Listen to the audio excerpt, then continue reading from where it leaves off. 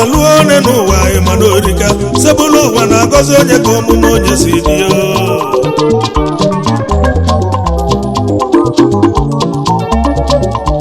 ọchụ ụmụokoye na ọchụchụ bunye ili ga-enu onye ọbụla na-atụ onye ọdịda gị n'ọbịalile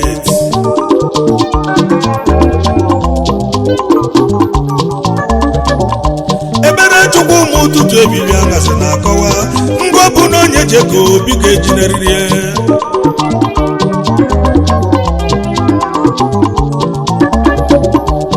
iwe bụ na ị na-eme n'ụwa tinye uchu na chukwu ụlọ ọma onye gụrụ n'ụwa anya ka ọ ga-aghọluo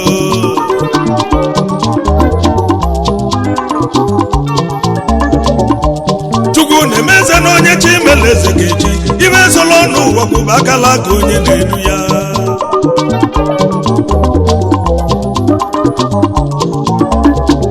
eloka nọta satụ ga-esi dị mma ka achọ nwa na-achọ ọchụ ụmụokoye oyimu n'uche chukwu ga-eme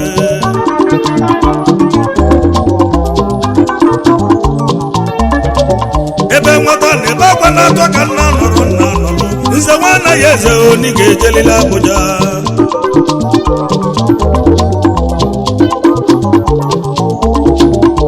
ọlụchukwu na alụlụ ụmụ n'ụwa ọnụma abụghị kọ ya chukwu nna na-agọzi onye ka omume onye si dị ọlụchukwu na alụlụ ụmụ n'ụwa ọnụma abụghị kọ ya chukwu nna na-agọzi onye ka omume onye si dị nze nwa anaghị eze na ọchukwu melụ gị ibe esola ọnụ ụwa kwụba akala aka onye na-edu ya ọlụchukwu na alụlụ ụmụ n'ụwa ọnụma abụghị kọ ya chukwu nna na-agọzi onye ka omume onye si dị ijela adaba ebe na ọchukwu melụ gị ibu eme nụmana oni ga-ejelila Abuja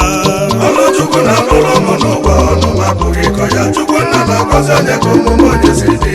ọlụchukwu na alụlụ ụmụ n'ụwa ọnụma abụghị kọ ya chukwu nna na-agọzi onye ka omume onye si dị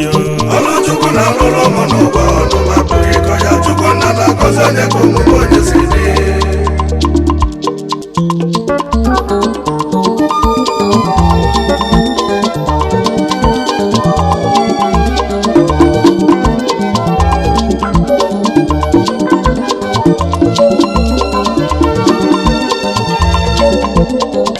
oge ngwa m ọbịa ji dị ebube ọzọcha ụmụokoye osisi ejiri obodo ama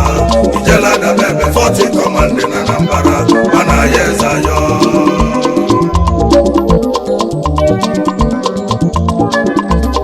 ọlụma onye lụrụ n'elu ọlụ dị mgbe lụrụ n'elu ụwa ọkwanye ga ga-eji cheta gị ọnọrọ ebuchi ụmụokoye ijela adaba ebe niile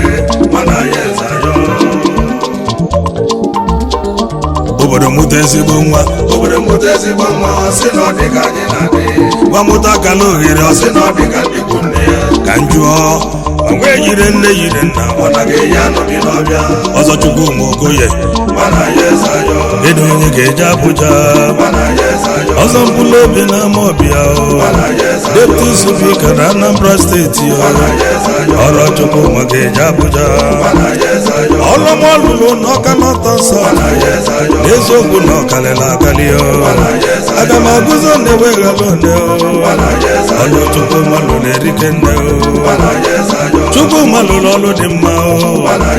iwe omelu n'Ọka North and South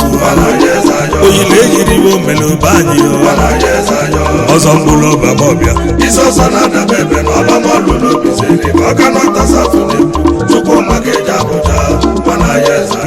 ọzọ mkpụrụ obi Amawbia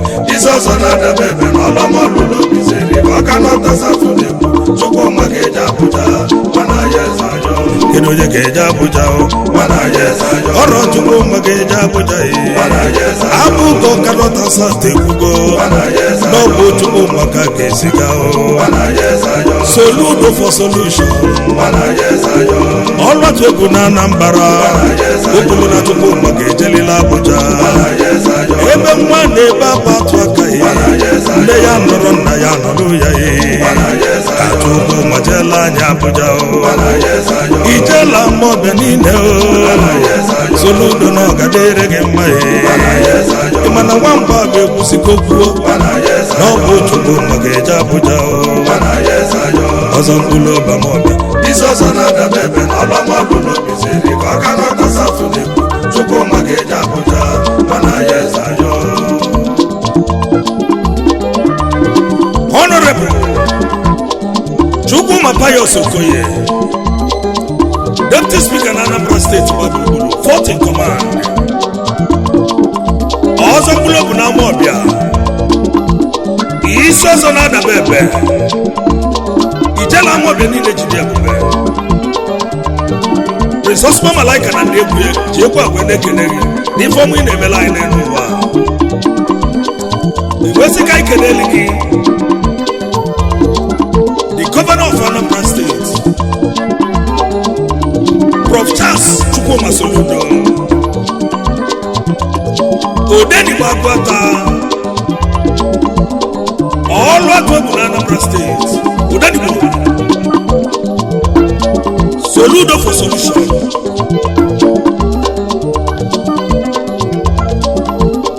Iwesipaka Ikeneli, the national chairman of our great party, Barrister Sly Ezokemwa, national chairman. Wana yese sikankele.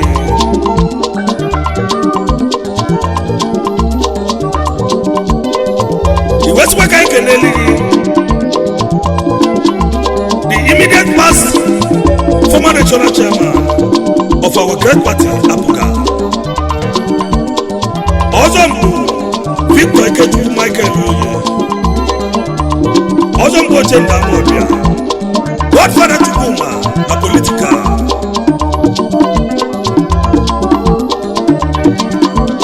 When I hear Sika Ikene Mr. Speaker, Anambra State House of Assembly, Right Honorable Somto Chukwu Udeze, Nnabenyi Kiss Natani, Nnabenyi Akaseligio Odogwu,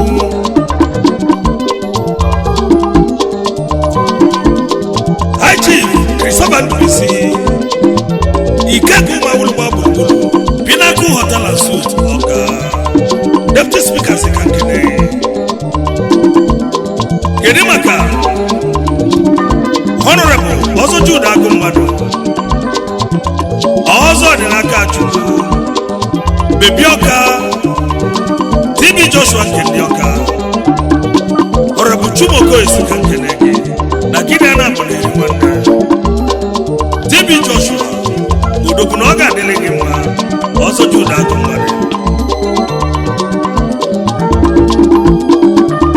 Uwesipaka Ikeneli,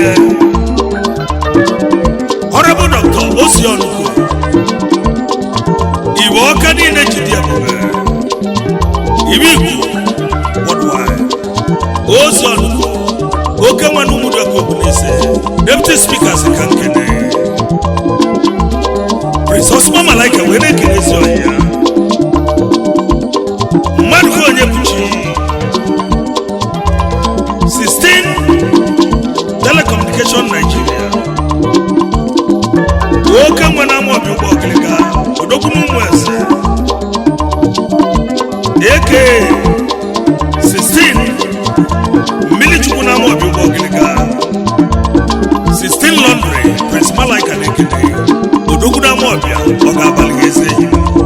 Yagazie, High Chief Boniface Egutu,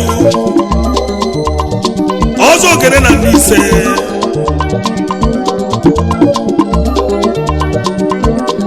Kedimaka, Honorable Obi Nwankwo, Ogwego Nkisi na Nibo, Ogwego Nyagazeligio,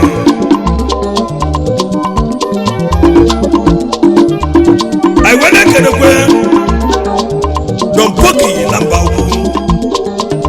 Ebube Dike Mbagwu niile jide ebube, Don Poki,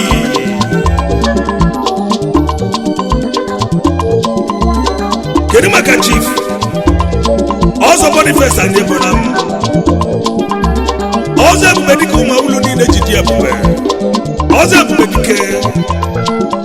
Okewade and Agutu Mokoye Sikankene, Ozo Ebube Dike,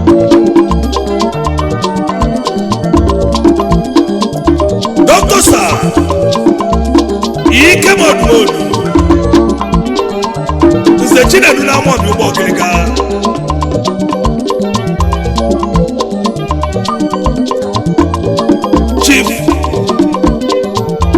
na nere MD Ọcha Brigade Anambra State ndị bụ enyi na Amawbia enyi n'aka na iso n'azụ okpokpo ngwọ ndị bụ enyi Amawbia owesibe ka ikeleli ya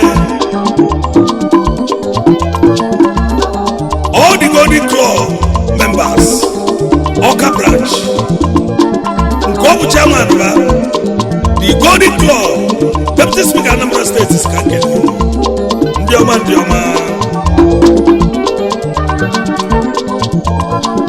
I went to Kenekwe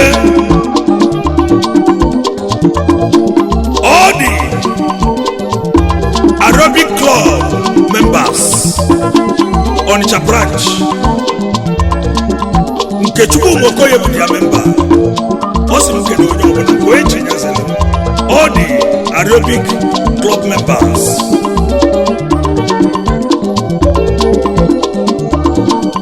Owene Kenekwe Ofu Friends Club Ọka branch nke ọ bụ their chairman Ofu niile ọzọ bụrụ mgbe ama mbezi ka nke n'ụlọ ijela ada bebe mụ na apụ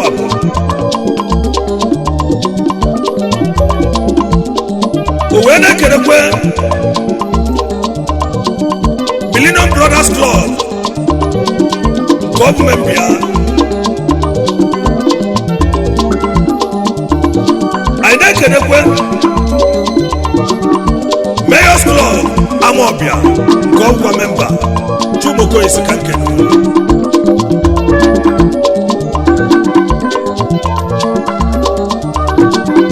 ọzọ mkpụrụ ọba Amawbia ọzọ nwa na eze na Amawbia ugogbe nke na Amawbia eze kweche n'ọmasị eto dike n'ọmụ agụmba na n'Igbo ze nwa na eze n'ugwu na abụọ ọzọ kedu onye ga-eje Abuja ọzọ mkpụrụ obi na Amawbia Deputy Speaker na Anambra State ọrụ Chukwuma ga-eje Abuja ọlụmọlụlụ n'Ọka North Nsa eziokwu na ọkalịla akali aga m akụzọ na-eweghala one ọlụ Chukwuma lụrụ erike nne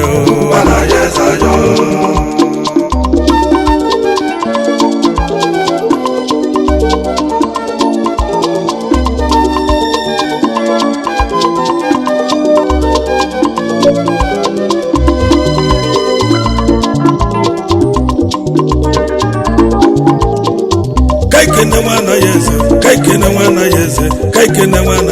mwana yeze zoyibo Kaikene mwana yeze mwana yeze zoyibo Kaikene mwana yeze mwana yeze zoyibo Kaikene mwana yeze mwana yeze zoyibo Moja buna kene mwana yeze Kaikene mwana yeze mwana yeze zoyibo Kaikene mwana yeze mwana yeze kwosisa tulanya nina kaikene mwana yeze n'obi n'igwe n'ọjọla jụọ Kaikene mwana yeze zoyibo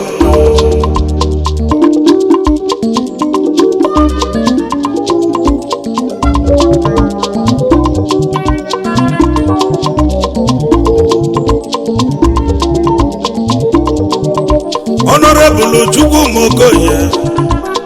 ọzọ mkpụrụ bụ na Amawbia ọzọ nwa na yeze na Amawbia Deputy Speaker na Anambra nwana yeze na ọ ga-adịrị gị mma ọzọ mkpụrụ obi na ọ ga-adịrị gị mma ijela adaba ebe ji dị ebube ọrụ Chukwuma ga-eje Abuja ọrụ Chukwuma ga-eje Abuja maka na omelu mma na ọ ga-aghalị ọlụ ọlụlụ na steeti akaligo aga m akụzi na-eweghala one ọlụ Chukwuma alụlụ n'Ọka South ka ndị Ọka South niile ji kwuo na ọ bụ Chukwuma ga-eje Abuja Federal House ka ọ na-akwado omelu mma ga-agharị ọsọ imeze na steeti jewe Abuja ndị ọlụlụ nọba akarịla akarị ndị onye lọlụgharịrị nne ndị chukwu ma bunyere meshin kaba jiri wee chọta ibe a ga-eli n'eziokwu gharịrị nne n'ụwa ọzọ mbụlụ oba maọbụ nwoke onye ga-egbu ma Chineke kwụsie ọrụ chukwu okenye ga-ejelila Abuja deputy speaker na Anambra mụ na gị na-abụ na-adị na mma anyị na gị na-abụ na-eme nwanne nwanne ya eze na ama ọbịa maka na ndị malụ gị na-ekene chukwu ndị na-amara gị na-achụzi aja ụfọdụ jere ube dibịa ebe ụfọdụ bara ụka emele ka we wee malụ onye chuma bụ n'elu ụwa nọrọ chukwu nwa ga-eje Abuja ugegbe nke na ama ọbịa eze bụ eche na n'ọmasị eto dịka ụmụ ji dị ebube agụmba nke isisi na ndị Igbo chukwu mmanụ ọ ga-adịrị gị mma ọzọ nwa na ya eze na ama ọbịa chuma na ị ga-ejelila Abuja ọzọ mbụlụ obi na ogige eje nwana ya eze n'ige eje nwana ya eze n'ige eje ọzọ chukwu ma okoye deputy speaker na Anambra ọrụ chukwu maka eje Abuja nwanne m kwesịrị nwụọyi nwana ya eze n'ige ejela anyị ozi asị m onye ka ị ga-eziga kwado m onye ga-eje kibe wede mma nwana ya eze jebe n'ibe adịghị mma ọzọ nwana ya eze na ama ọbịa isi ọzọ na-adaba ebe ijela adaba ebe nwanne nke bụ ọzọ mkpụrụ obi ama ọbịa ga-eje nwana ya eze nwana ya eze n'ụgbọ ọgịrịga oke mmọnwụ ejiriwe obodo ama oke osisi ejiriwe obodo ama nwana ya eze na ogige ejela anyị ozi ọsụma malaika na ndị egwu anyị banyere chapulet na mmiri si n'ọbụ chukwu maka eje nwana ya eze ọzọ nwana ya eze ijela adaba ebe nwanne nke bụ ọrụ chukwu maka eje Abuja nwana ya eze n'ụgbọ ọgịrịga oke mmọnwụ ejiriwe obodo ama